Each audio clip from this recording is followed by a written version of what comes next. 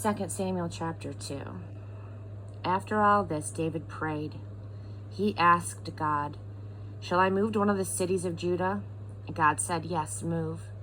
"And to which city?" "To Hebron." And so David moved to Hebron, along with his 2 wives, Ahinoam of Jezreel and Abigail, the widow of Nabal of Carmel. David's men, along with their families, also went with him and made their home in and around Hebron. The citizens of Judah came to Hebron, and then and there made David king over the clans of Judah. A report was brought to David that the men of Jabesh Gilead had given Saul a decent burial. David sent messengers to the men of Jabesh Gilead. "God bless you for this, for honoring your master Saul with a funeral. God honor you and be true to you, and I will do the same, matching your generous act of goodness. Strengthen your resolve and do what must be done. Your master Saul is dead. The citizens of Judah have made me their king." In the meantime, Abner, son of Ner, commander of Saul's army, had taken Saul's son Ishbosheth to Mahanaim and made him king over Gilead, over Asher, over Jezreel, over Ephraim, over Benjamin. King, it turns out, over all of Israel. Ishbosheth's, Saul's son, was 40 years old when he was made king over Israel. He lasted only 2 years, but the people of Judah stuck with David. David ruled the people of Judah from Hebron for 7.5 years. One day, Abner, son of Ner, set out from Mahanaim with the soldiers of Ishbosheth, son of Saul, headed for Gibeon. Joab, son of Zeruiah, with David's soldiers also set out. They met at the pool of Gibeon.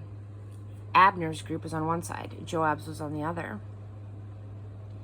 Abner challenged Joab, "Put up your best fighters. Let's see them do their stuff."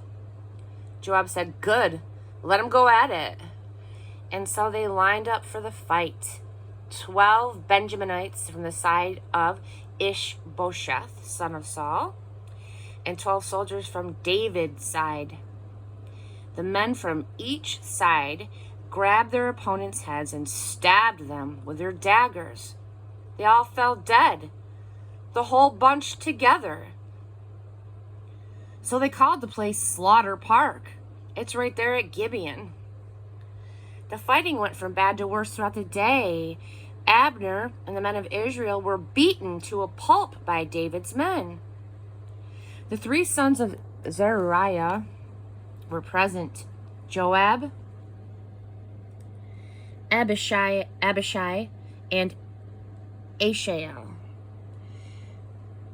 Asahel was fast as a wild antelope on the open plain, chased Abner, staying hard on his heels. Abner turned and said, "Is that you, Asahel?" "It surely is," he said. Abner said, "Let up on me. Pick on someone you have a chance of beating and be content with those spoils." But Asahel wouldn't let up. Abner tried again. "Turn back. Don't force me to kill you. How would I face your brother Joab?" When he refused to quit, Abner struck him in the belly with the blunt end of his spear so hard that it came out his back. Asahel fell to the ground and died at once. Everyone who arrived at the spot where Asahel fell and died stood and gaped. Asahel dead.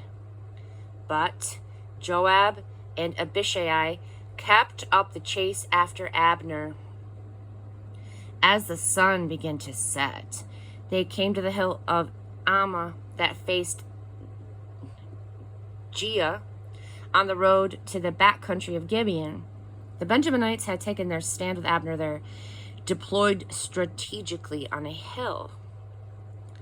Abner called out to Joab, "Are we going to keep killing each other until doomsday? Don't you know that nothing but bitterness will come from this?" How long before you call off your men from chasing their brothers?" "As God lives," said Joab, "if you hadn't spoken up, we would have kept up the chase until morning." Then he blew the ram's horn trumpet, and the whole army of Judah stopped in its tracks. They quit chasing Israel and called off the fighting. Abner and his soldiers marched all that night up the Arabah Valley. They crossed the Jordan, and after a long morning's march, they arrived at Mahanaim.